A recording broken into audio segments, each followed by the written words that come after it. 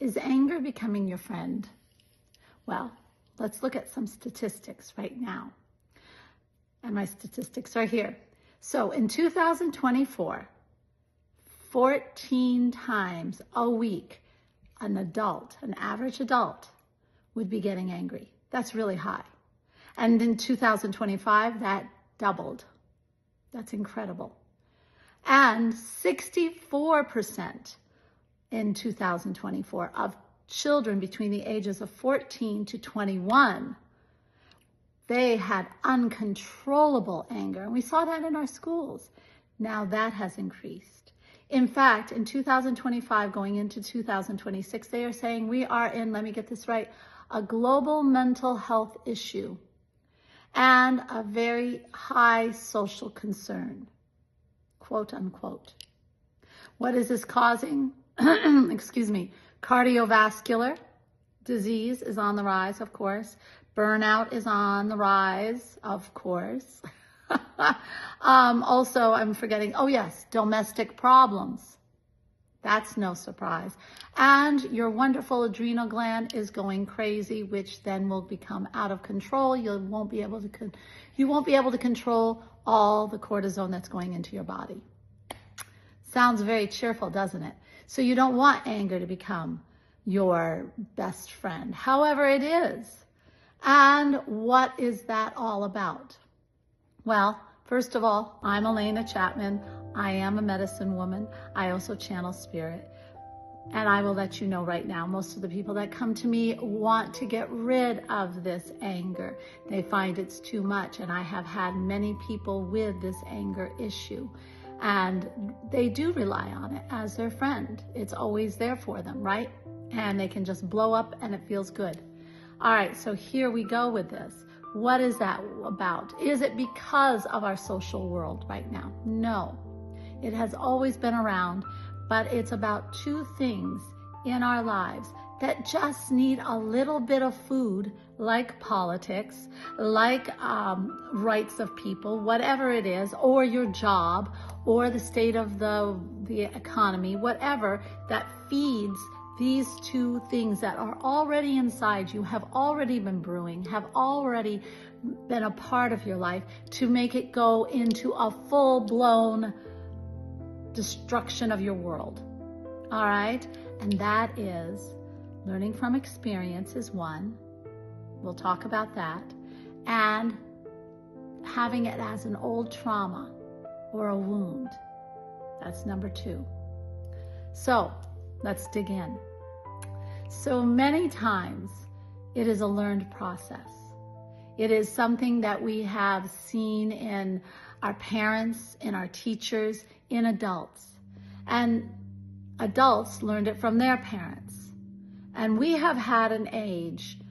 I do think that it was very interesting. I've seen parents that came from the 40s and 50s and then had the exes, and they had a lot of anger to begin with, jealousy, anger. And my mom was one of those. And her anger was, let's just say, I could never tell what was going to set it off. And it was always put on me. Never my younger brother. It was always me. And I learned very early to get out of the house as fast as I could, go play for as long as I could, and come home only when needed. And it was interesting. I still got the brunt of that. And even when I was older, I think I was around 15, and I remember my mom had broken her arm, and she was in bed, and my dad told me she wanted some lentil soup. So I made her some lentil soup, and I put a little bit of cumin in it because I love cumin in my lentil soup. It's so good. And I gave it to her, and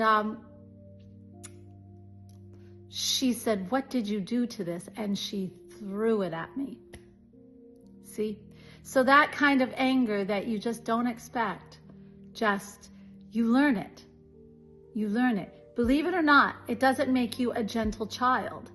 You learn that that is one way to deal with your feelings, to blow. I also saw her blow up at my dad. It was just that's how she defended herself. Now, the thing with the lentil soup and the experiences I suffered from that were also traumatic. It was also something that damaged a part of me, a part of my child, part of my soul. And it then is retained. Now that causes a whole nother thing. It can cause things like people pleasing to a certain extent.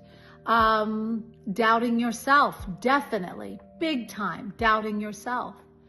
And fostering this deep-seated anger within us. Not to mention those who have gone through terrible children abuse, even worse than my story. I mean, terrible. And also where they were violated as a child. All that trauma gets in, and it's almost a justification to have that anger and that bubbling up inside. But the thing is, it's detrimental. And it doesn't destroy out here in society so much. Well, it does. But it really destroys you. And it makes it very hard if that is your first recourse to things, instead of thinking it through peacefully and being able to draw in wisdom to solve a problem, to deal with an issue, to just feel more peace. So you don't get the cardiovascular, you don't get the adrenal fatigue, you know how to, you're not the cause of the domestic violence.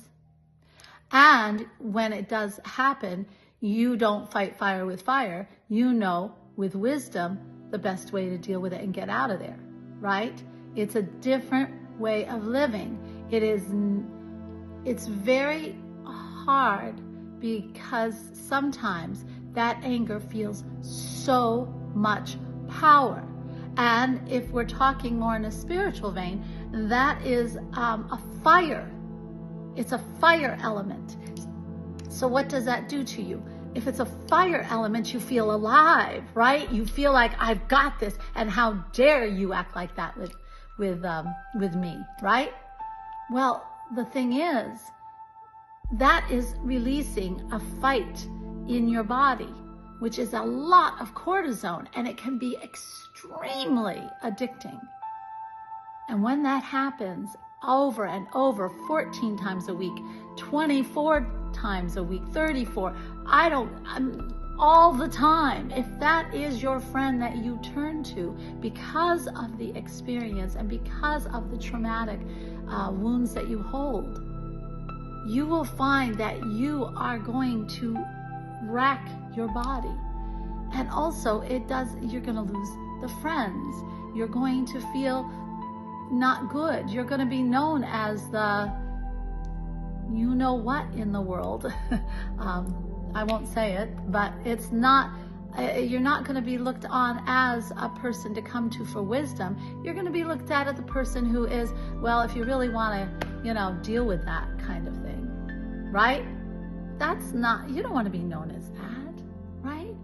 So how do we get control of this? Well, I would love to tell you in one video, but it's not that easy. But I will tell you this, it's not that hard either, believe it or not. Because as a medicine woman, which is different than therapy, not that I'm advocating one over the other, you have to find what's right for you. But if you are doing it through like a medicine woman, shaman, then what we're dealing with is not the past, because that has happened and it is gone. We're dealing with the person now, the soul that is now. And when we deal with that, it is also dealing with the conscious mind versus the unconscious mind, the soul. And allowing one to speak while the other just waits for a minute and lets this try it. And when that works and proves to your conscious mind and you that there is another way, then all of a sudden you start diminishing that and you're calmer. Plus you're practicing things that give you that peace and that calm.